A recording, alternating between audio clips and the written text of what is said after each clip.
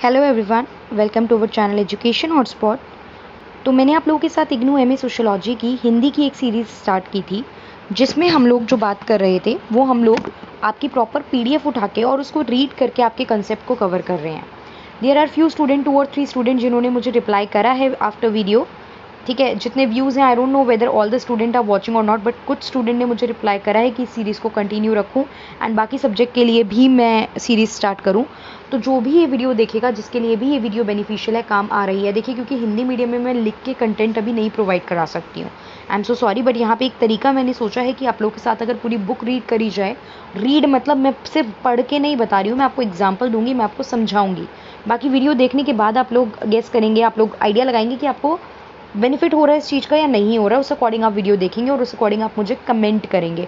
आप लोगों के जितने ज़्यादा कमेंट आते हैं, आप लोगों को जितना फ्रूटफुल हो रहा है, उसी अकॉर्डिंग मैं और सब्जेक्ट की भी प्लस इस सब्जेक्ट की भी जल्दी जल्दी आपके एग्जाम से पहले 3 अगस्त से पहले वीडियोस कंप्लीट करने की ट्राई करूँगी। But that totally depend upon your comments. ठीक है, ये कोई तरीका बहुत प्रोफेशनल या एक बहुत अच्छा तरीका नहीं है, एक रफ वे में कोशिश कर रही हूँ कि आप लोगों की हेल्प कर सकूँ। ठीक है, क्योंकि एग्जाम नियर बाय है, लिखने अगर बैठूंगी और चीज़ें उस अकॉर्डिंग करूँगी तो it will take a lot of time. तो हम लोगों ने MSOE 01 जो है आपका यहाँ पे शिक्षा का समाजशास्त्र ये स्टार्ट करा था, जिसमें हम लोग ब्लॉक 1 शिक्षा आधारित परिप्रेक्ष्य एवं सिद्धांत, ब्लॉक 1 आपको सबसे टॉप पे दिख रहा होगा। अब इसके बाद हम लोग इस ब्लॉक 1 को ओपन करेंगे तो इसका जो यूनिट 1 था, खंड 1 था, ये हम लोगों ने पढ़ना स्टार्ट किया था। अभी ओपन हो जाइए, फिर बात करते हैं। इसमें हम लोगों ने क्या बात की थी? इसमें हम लोगों ने शिक्षा की बात की थी और साक्षरता की बात की थी, राइट। शिक्षा की संकल्पना चल रही है यहाँ पे, जिसमें हम लोगों ने 1.1 प्रस्तावना और शिक्षा और साक्षरता की बात यहाँ पे डिटेल में पूरी पढ़ ली थी। नेक्स्ट जो हमें बात करना है वो है आदर्श राज्य में सामाजिक भूमिका निभाने की तैयारी के रूप में शिक्षा। देखो, आदर्श राज्य एक आइडल स्टेट, एक आइडल स्टेट क्या होता है? आइडल या आदर्श की बात की जाए तो आदर्श होते हैं किसी भी चीज़ में क्या परफेक्ट शो करने के लिए गुण होने चाहिए। लाइक एक आइडल विद्यार्थी एक आदर्श विद्यार्थी होता है, एक आदर्श अध्यापक होता है। ठीक है, तो हर पर्टिकुलर चीज़ों के अपने अपने क्या होते हैं, अपने अपने फीचर्स होते हैं, कुछ आयाम होते हैं। तो आदर्श राज्य में किस तरीके से एक शिक्षा जो है इंपॉर्टेंट रोल प्ले करती है। सिंपल सी बात है, एक आदर्श राज्य के लिए शिक्षा एक अनभिज्ञ हिस्सा हो जाएगा। आप शिक्षा को अलग नहीं कर सकते हो। अगर आपके यहाँ पे शिक्षित लोग हैं आपके राज्य में, तभी आपके राज्य में शिक्षा होगी, प्लस लोगों के बीच में नॉलेज होगी, लोगों के पास काम होगा, तो वो राज्य क्या कहलाएगा? आदर्श राज्य कहलाएगा। प्लस लोगों के विचार जो होंगे वो भी थोड़े से ब्रॉड होंगे, लोगों के विचार भी जो हैं रूढ़िवादी तरीके से और बिल्कुल सीमित दायरों में रहते हुए नहीं होंगे। तो अब एक एक करके लाइन पढ़ते हैं और प्रॉपरली जल्दी जल्दी इसको समझते हैं। स्पीड थोड़ा तेज रखूंगी मैं। क्या कहा जा रहा है? शिक्षा की संकल्पना और अर्थ पर पिछले कुछ विचार इसे ऐसी प्रक्रिया के रूप में देखते हैं जिससे बच्चे नैतिक मूल्यों को ग्रहण करते हैं और जो समाज में सौहार्दपूर्ण रहने के लिए परम आवश्यक है। देखो, सिंपल बात है, आप बेसिकली घर से कुछ चीज़ें सीख रहे हो ना, नैतिक मूल्य सीख रहे हो, मॉरल वैल्यू सीख रहे हो, क्या एथिक्स हैं, क्या प्रिंसिपल है, क्या करना चाहिए, क्या नहीं करना चाहिए, क्या सही है, क्या गलत है। ये सारी चीज़ें हमें समाज में रहना, उठना बैठना, ये सब चीज़ें सिखाती हैं। और जो ये चीज़ें अच्छे से फॉलो कर रहा है उसे ज़्यादा सामाजिक या ज़्यादा सभ्य कहा जाता है, और जो नहीं कर रहा उसे असभ्य कहा जाता है। अब आगे यहाँ पे सुकरात और प्लेटो ने दोनों ने इसी बात का समर्थन करने के लिए कहा है कि नैतिकता ही है जो जीवन में खुशहाली लाने की बात को पक्का करती है। मतलब अगर नैतिकता से चल रहे हो तो आपका जीवन बहुत खुशहाल तरीके से चलेगा। आगे ये बोला जा रहा है कि नैतिक मौजूदगी से उनका मतलब क्या था कि जो मानव की प्रकृति है या जो उनसे जुड़ी इच्छाएं हैं, उनको वो विवेकपूर्ण मतलब समझ कर इसकी प्राप्ति कर रहा है। विवेक मतलब होता है आपकी बुद्धि। तो आप जो है वो दिमाग लगा के इन चीज़ों में डिसीजन ले रहे हो और सही गलत को समझ के डिसीजन ले रहे हो। इसलिए जो दार्शनिक है वो तर्क बुद्धि को संवर्धित करना अच्छे जीवन के लिए अति आवश्यक है। तर्क बुद्धि मतलब जिसमें आप रीजनिंग कर रहे हो, आप क्वेश्चनिंग कर रहे हो, ऐसा हो रहा है तो क्यों हो रहा है, इस चीज़ के इम्पैक्ट क्या पड़ेंगे, इस चीज़ का प्रभाव क्या पड़ेगा, तो इस चीज़ को तर्कशील या तर्क बुद्धि कहते हैं। नैतिक तर्क में अस्तित्व के सभी पहलुओं का समावेश होता है। मतलब आप कैसे बिलोंग कर रहे हो, क्या मुझे पर्सनल मेरा दिल गवाही दे रहा है या नहीं। जैसे कि अभी हिंदी मीडियम के बच्चों की बहुत क्वेरी आ रही है, फॉर एग्जांपल बहुत बच्चे बोल रहे थे। अब ये नहीं है कि मुझे 3 बच्चों ने बोला तो मैं वीडियो नहीं बनाऊं, मैं वेट करूं कि 50 बच्चे बोलेंगे। मुझे पता है कि 3 अगस्त को आपके एग्जाम है। अगर मैं वेट करूंगी 50 बच्चे येस बोले तो इन 3 बच्चों का भी नुकसान है। तो मुझे जिन 3 बच्चों ने कमेंट किया, मेरे माइंड में वही चीज़ चल रही थी कि I should start making the video. मुझे बनानी चाहिए, चाहे 3 ने बोला है चाहे 30 ने बोला है। 30 के बोलने तक का मैं वेट नहीं कर सकती। तो ये एक मेरी नैतिकता या मेरे मूल्य या मेरे सिद्धांत बोल सकते हैं हम इस चीज़ों को। तो सबके अपने अपने क्या होते हैं यहाँ पे एक तरीके से आपके आयाम होते हैं। और नैतिकता जो है वो इंसान व्यक्तिगत रूप से क्या होती है, सबके लिए अलग अलग होती है। ठीक है, अब इसी में आगे क्या चीज़ बताई जा रही है, प्लाटो ने क्या करा है। प्लाटो आपको पता ही, दार्शनिक बोल सकते हो आप इन्हें, राजनीतिक विचारक, दार्शनिक, इन्होंने अलग अलग फील्ड में अलग अलग चीज़ों में काम किया है। तो प्लेटो ने इस बात को स्पष्ट किया कि जो आपकी बुद्धिगम्यता, प्रकृति और हर वस्तु का मूल अस्तित्व परम शक्ति है। दार्शनिक जीवन के अंतिम उद्देश्य के रूप में इसका ज्ञान प्राप्त करने का प्रयास करता है। मतलब अपना सब कुछ जानने के बाद अब वो प्रकृति, आपकी अस्तित्व क्या है, आप किस चीज़ से बिलोंग कर रहे हो, मतलब कहते हैं ना आत्मा परमात्मा का मिलन, और हमारी दिल मतलब अंतरात्मा क्या बोल रही है हमारी, ये सब चीज़ें जो होती है दार्शनिक अपने लास्ट एरा में बाद में इन सब चीज़ों पे भी स्टडी करने की कोशिश करते हैं।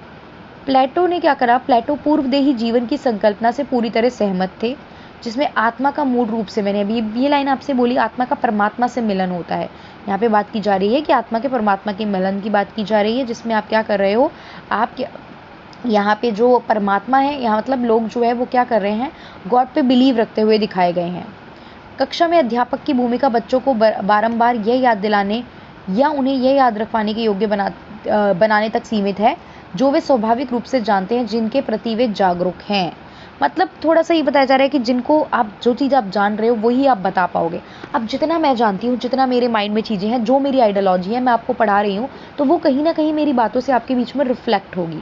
ठीक है, तो टीचर वही बता पाता है जिससे वो जागरूक है। जो चीज़ मुझे ही नहीं पता वो चीज़ मैं आप तक डिलीवर भी नहीं कर पाऊंगी। तो नैतिक तर्क बुद्धि का संवर्धन गणित के अध्ययन से होता है, क्योंकि ये अमूर्त और अनुशासनबद्ध सोच को बढ़ावा देती है। मतलब आप गणित से बेसिक चीज़ें सीखते हो। यहाँ पे क्या होता है, अमूर्त मतलब कोई एक मूर्ति नहीं है जिसके बारे में, या कोई इंसान नहीं है जिसके बारे में आप सुन रहे हो और क्या कर रहे हो, और उसकी पूजा कर रहे हो या उसको फॉलो कर रहे हो। यहाँ पे आप क्या कर रहे हो, आप नॉलेज के बेस पे काम कर रहे हो। इससे अनुशासन जो है उसको बढ़ावा मिलता है।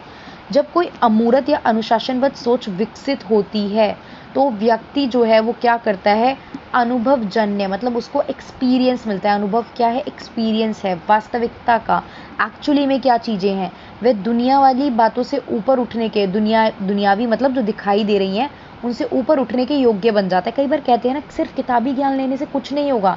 देखो आप पढ़ रहे हो ये सारी चीज़ें, सोसाइटी, मैरिज, ये वो, मतलब क्या पॉजिटिव है क्या नेगेटिव है, और वहीं जाके आप रंग भेद कर रहे हो, क्या फ़ायदा हुआ आपकी पढ़ाई का। वहीं जाके आप ऊंचे नीचे में भेद कर रहे हो, वहीं जाके आप अभी पुरानी जो रीति रिवाज हैं उन्हीं में उलझे पड़े हो। तो ये चीज़ पढ़ने का फ़ायदा क्या हुआ। तो जो भी आप पढ़ रहे हो उसका एक जो क्या होता है, आपका जो पर्टिकुलरली प्रैक्टिकल इम्प्लीकेशन होता है उस चीज़ का, वो होना ज़रूरी हो जाता है।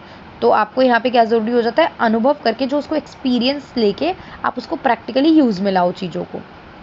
ठीक है, फिर प्लेटो ने बड़ी प्रचंडता से इस विचार की देखरेख की कि शिक्षा अनिवार्य रूप से चरित्र को बनाने का प्रशिक्षण है। शिक्षा से चरित्र का निर्माण होता है, आपका कैरेक्टर रिफ्लेक्ट होता है। तभी कहते हैं ना कि पढ़े लिखे लोगों और ना गैर पढ़े लिखे लोगों में कुछ तो बेसिक डिफरेंस आता है। ठीक है, ऐसा देखो, मैं ये नहीं बोलूँ, गैर पढ़े लिखे लोग भी बहुत सभ्य होते हैं, बहुत हो सकता है पढ़े लिखों से ज़्यादा समझदार भी हो सकते हैं, बट हाँ कुछ बेसिक डिफरेंस, समाज में कैसे उठना बैठना है, बोलना है, अलग अलग सोसाइटी में किस तरीके से रिएक्ट करना है। ऑब्वियस बात है, नॉलेज का कुछ ना कुछ पॉजिटिव इम्पैक्ट तो पड़ता ही है ना, तभी आप और मैं इतनी पढ़ाई कर रहे हैं। ठीक है, और लिटरेसी की बात करो, थोड़ा लिटरेट तो इंसान को बेसिक होना ही चाहिए आज के टाइम पे।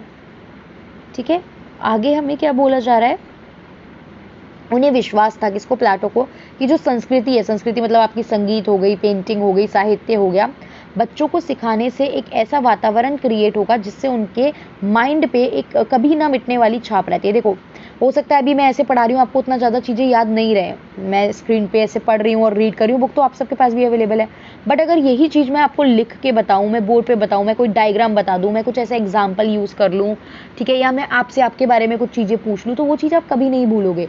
आपको भी याद होगा कभी किसी ऐसे टीचर से आपने कुछ पढ़ा हो जो चीज़ें आपको अब तक माइंड में है, आपने छोटे लेवल पे चीज़ें पढ़ी होंगी, कुछ एग्जाम्पल्स टीचर यूज़ करते थे, कुछ डिफरेंट तरीके से टीचर पढ़ाते थे। ठीक है, अभी रिसेंटली ना एक वीडियो वायरल हुई है, मैंने कुछ दिनों पहले ही मतलब मुझे रिकमेंडेशन में शो हुई यूट्यूब पे, मैंने वो वीडियो देखी। आई डोंट नो किस जगह पे, पता नहीं, आई गेस किसी, कहाँ के वो टीचर थे, I don't know, I guess Chhattisgarh के थे या कहाँ के वो टीचर थे। वो टीचर जो है वो बच्चों को मैथ्स के ना रूल सिखा रहे हैं, plus plus plus plus minus minus, Hindi medium में वो बता रहे हैं, और वो कुमार विश्वास के जो आपकी जो पोइट्री है उसकी तर्ज पे वो चीज़ सिखा रहे हैं। ठीक है। तो ये क्या है, ये बच्चों को सुन के वो चीज़ याद रहेगी। आपको याद होगा अगर आपको जैसे मैथ्स में रूल याद कराए गए थे, ठीक है, टेन थीटा कॉस थीटा की वैल्यू जो याद कराई गई थी वो कुछ ऐसे पाकिस्तान भूखा प्यासा हिंदुस्तान हरा भरा ऐसे करके कुछ एक पता नहीं कहाँ से ये मैंने सुना था, ये मुझे आज तक माइंड में चीज़ें हैं। तो ऐसी बहुत सारी, पंडित बद्री प्रसाद हर हर बोले, ये एक दूसरा जो इसका था एक्रोनियम था। तो इस तरीके से चीज़ें सुनी हुई हैं, समझी हुई हैं, कुछ एग्जाम्पल माइंड में वो याद रहते हैं। तो ये कभी ना मिटने वाली जो छाप होती है वो छोड़ देते हैं। क्या ऐसी जो एक्स्ट्रा चीज़ें होती हैं वो सब, यही बात बताने की यहाँ पे कोशिश की है। वे मुख्य रूप से साहित्य, रंगमंच, चित्रण और इन सब के प्रभाव पर केंद्रित थे जो रोमन शिक्षा के मूल भाग में निहित थी। मतलब रोमन शिक्षा में ये सब एक्स्ट्रा चीज़ें भी सिखाई जाती थी, जिससे सूचना और विचारों का प्रसारण, मतलब जो भी इंफॉर्मेशन है और जो आपके थॉट प्रोसेस है उसको दूर दूर तक प्रसारण, मतलब उसको फैलाया जा सकता है, लोगों तक पहुँचाया जा सकता है। देखो, कुछ लोग क्या, जो साहित्यिक रचनाओं के आलोचक थे, जो ईश्वर, शूरवीरों और ऐसे महान व्यक्तियों के लिए सम्मान और आदर को नहीं दर्शाते थे।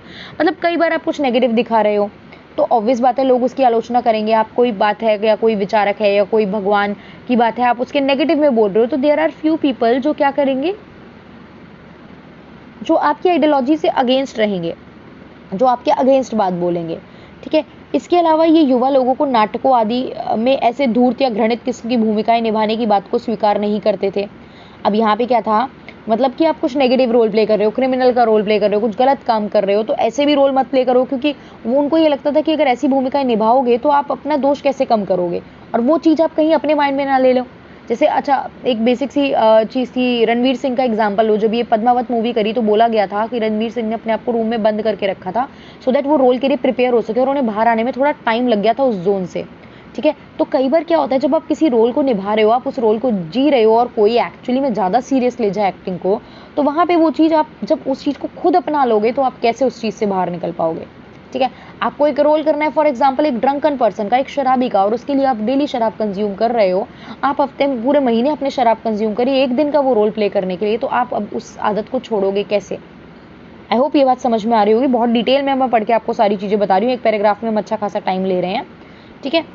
तो ये चीज़ थी प्लाटो की सांस्कृतिक शिक्षा के प्रति जो सुरक्षात्मक रवैया था, मतलब वो सांस्कृतिक शिक्षा को प्रमोट कर रहे थे। ही वांट की संस्कृति जो शिक्षा है वो उसका प्रचार हो, वो ज़्यादा से ज़्यादा लोगों के बीच में जाए, ठीक है। उनकी सुप्रसिद्ध एवं अक्सर उद्धत पुस्तक जो थी रिपब्लिक नाम की, किसने लिखी थी, प्लाटो ने लिखी थी। नाम आप यूज़ कर सकते हो अगर कोई भी ऐसा क्वेश्चन आएगा तो। प्लाटो में लोगों को उनके बौद्धिक विकास, कुशाग्र बुद्धि के आधार पर विभिन्न श्रेणियों में विभाजित किया। मतलब आपकी जो ब्रेन डेवलप हो रहा है, जो आपकी बुद्धि है, उसके हिसाब से लोगों को डिवाइड किया गया। और ऐसे वर्ग में कुछ लोग दार्शनिक, नृप जो होते थे वो राजा होते थे। नृप किसको बोला जाता है, राजा को। उनके सहायक हो गए, सैन्य रक्षक हो गए, ठीक है। अब कहते हैं नहीं तो बैल बुद्धि इंसान है। फॉर एग्जाम्पल देखो, मैं बहुत आपके वाली लैंग्वेज यूज़ करके समझाने की कोशिश कर रही हूँ, जो बुक में लिखे वो सारी बातें पढ़ रहे हैं, लेकिन आपको पता है, ठीक है, कुछ वर्ड मतलब बीइंग अ टीचर मुझे ऐसे वर्ड नहीं यूज़ करने चाहिए, बट स्टिल थोड़ी चीज़ समझ में आ जाए। बैल बुद्धि बोला जाता है, बैल बुद्धि क्यों, जो इंसान ज़्यादा माइंड यूज़ नहीं कर रहा है, ठीक है। हो सकता है बट वो इंसान फिजिकल एक्टिविटीज़ में बहुत ज़्यादा अच्छा हो, तो हम उसको फिजिकल एक्टिविटी में यूज़ कर सकते हैं, अगर बहुत ज़्यादा माइंड या इंटेलेक्चुअल लेवल उस पर्सन का डेवलप नहीं है तो ये चीज़ें हैं, ठीक है। तो ये सारे जो तो उसी तरीके से सैन्य रक्षक और ये अलग अलग पार्ट में डिवाइडेड थे। जो लोग जिस श्रेणी के थे उसी से सरोकार रखते थे, उसी की शिक्षा लेते थे। अब कोई सैन्य में है तो वो मिलिट्री की ट्रेनिंग लेगा, हथियार कैसे चलाने हैं, कैसे चलना है, फिर वो पढ़ेगा नहीं जाके ना, उसको बहुत ज़्यादा पढ़ाई लिखाई नहीं सिखा जाएगी, उसको जो पढ़ाया लिखाया जाएगा वो हथियारों के बारे में ही पढ़ाया लिखाया जाएगा। इससे ऐसे कार्यों का निर्धारण हुआ जिससे रोजी रोटी कमाने के लिए ऐसी श्रेणी के लोगों को करना आवश्यक हो गया। अब पैसे चाहिए तो मुझे काम तो करना पड़ेगा, कुछ पर्टिकुलर, और सीखा हुआ है उस बेसिस पे मैं काम करूंगी। और प्लेटो ने ऐसी पाठ्यचर्चा को विकसित किया जिसमें आदर्श राज्य के लोगों को शैक्षिक जो आवश्यकताओं थी इनकी पूर्ति उपयुक्त ढंग से कराई गई, कि लोगों के पास जो शिक्षा है, बेसिक शिक्षा, वो तो पहुंचनी चाहिए, सो दैट एटलीस्ट वो अपनी रोजी रोटी कमाने लायक तो कुछ ना कुछ काम कर सकें।